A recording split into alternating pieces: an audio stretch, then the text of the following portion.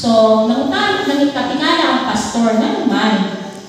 So, nag-ingon yung elder sa pastor na ako'y sala nga nabuhat. Kung kayo nga sala pastor na nabuhat, when I was young, so hindi pa nasala sa tupagin na ginadala sa pagkabata. No? So, did you ask God for forgiveness? Nag-ingon ng pastor sa iya. Ay, oo, everyday ko adlaw sa ako ang paginabuhi. But, He never forgave me. So, natingala ko lalo ang pastor na sa niya. Nga naman, kaya wala man ako mabatyagan ang iyang pagpasayo. So, istoryahan o isultihan sa pastor ang na elder. So, after giisduta sa pastor o advices sa madaling salita or at the end of their conversation, nahuman ang ilang pag-inistoryahan na naa siya'y peace and joy sa iyahang pagtapos sa iyahang istoryahan. So, kining ato ang topic may tungkol sa forgiveness. So, sa may forgiveness ato sa Tagalog, kini ang pagpapatawad, no? So, kining pagpapatawad sa ato ang mga igsuon na nakasala. Ato ba kini mabatyagan? Mabatyagan ba nato ni sa ato ang lawas? Ato ba ni siya mahumutan? Nag-ingon diri sa 1 John 1 verse 9. Subalit kung ipinahayag natin ang ating mga kasalanan, patawarin tayo ng Diyos sa mga ito at lilinisin tayo sa lahat ng ating kasalanan sapagkat siya'y tapat at matuwid. Kung kita mag-ingon sa ato ang mga mag-confess ato ang sa atong sala, kung pasabot na nga itagpasaylo sa Ginoo. So, kung adun na po itay tao na nagbuhat sa ato o kasalanan, makapasaylo pa kita. So, dili ba nag-ingon diri nga ang pagpasaylo sa sala, kinahanglan ba kayo gamay ba o radhan? Nag-ingon diri nga kinahanglan jud nato nga i-confess ang ato ang mga sala sa Ginoo. Dapat wala jud tayo ginatago. Kay nag-ingon ra ang Dios na ibaw sa dili pa magbuka ang ato ang mga baba. Sa ato pa nang ginaisip, kay bawo na siya kung unsa ang ato ang ginaisip, sultihon o nabuhat.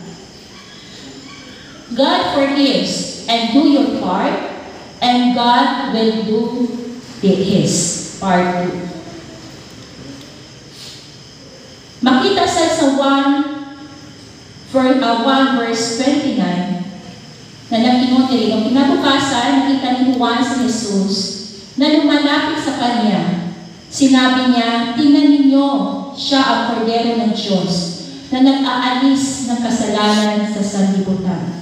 Kung nahinumdungan niyo sa Old Testament, ang pagpangayo sa sala, dili pinaagi sa Diyos, kundi ang pagpaayo sa sala, kumbaga mag-offer pakita sa sheep, or sa katong panahon ni Abraham, or ni Adam and Eve. Kung nahinumdungan niyo, offering a sheep is a practice kami ato pang panahon.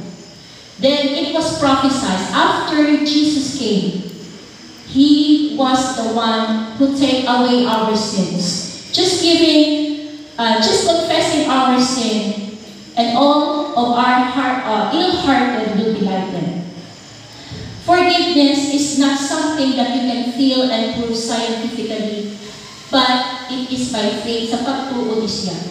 You take God's word for it and believe that God doesn't lie. You cannot explain it, you cannot deserve it, but you know that God's promise is 100% true. It is also secure because we are based on His character and word. Nothing more secure than God's word. So, ang sa promise ni God sa Tuwa, no? Ini mga promises niya secure na kaayo ka. Ang pagpasaylo sa ato ang mga sa ato sa nakasala sa ato is also God's forgiveness to us, to our sins.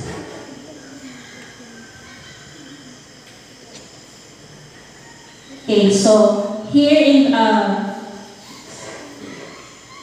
so after you confess, you need to exercise faith.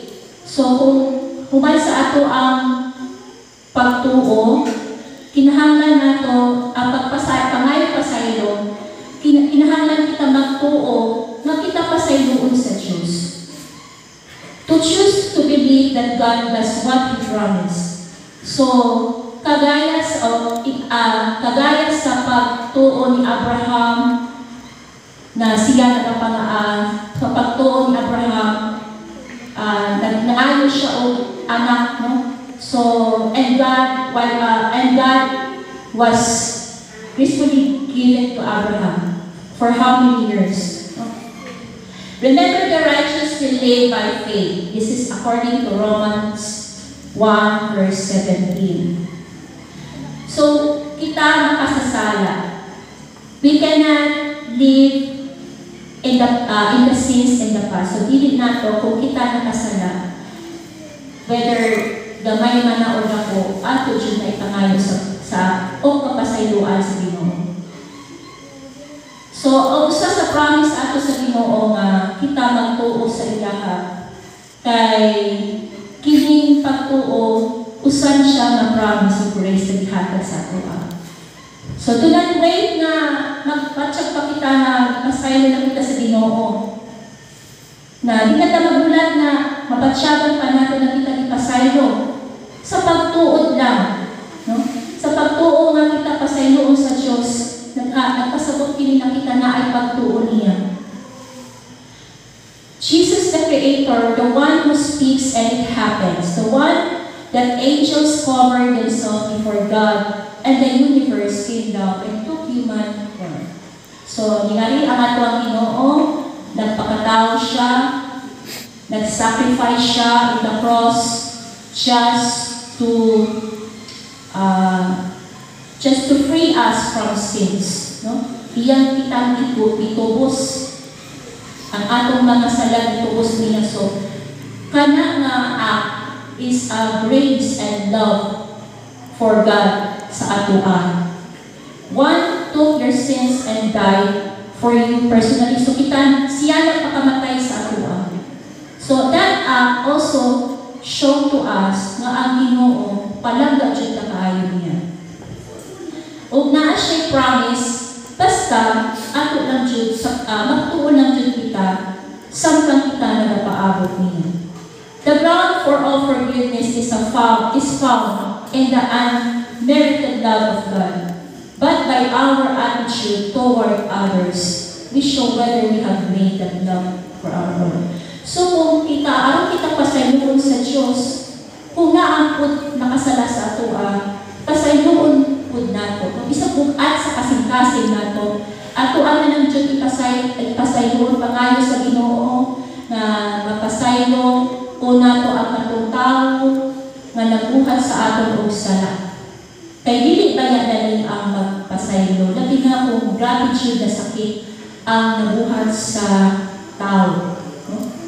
Through time, so sa paglipas ng panahon, I do believe kaya iba nag-aingon. Bisan ako nga sa to, nagkakaingon ko sa akong sarili na I forgive, but I cannot forget. Pero sa'yo di ay na siya. No? Kung kita makapasaylo, ato yun na siya kalimtan. So, kung saan na natin pagkalimot sa pag-ampo, sa panahon, sa time, that time, I believe na ang panahon makabulit o makatabang sa ato o pagpasaylo. No? That time heals. No? Usabi siya na way nga manimutan nato ang sala nga nabuhat sa tao sa tuwa.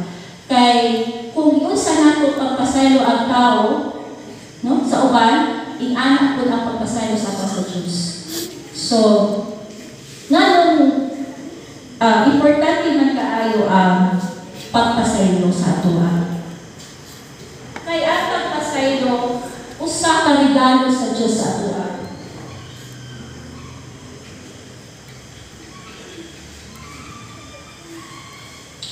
Ang kapatawaran o pagpapatawad ay katumbas ng pagpapaumanhin, ay hindi rin nagbibigay ng kaparusahan o kamalian sa kasalanan na nagawa ng isang tao o kapwa sa kapwa-tao.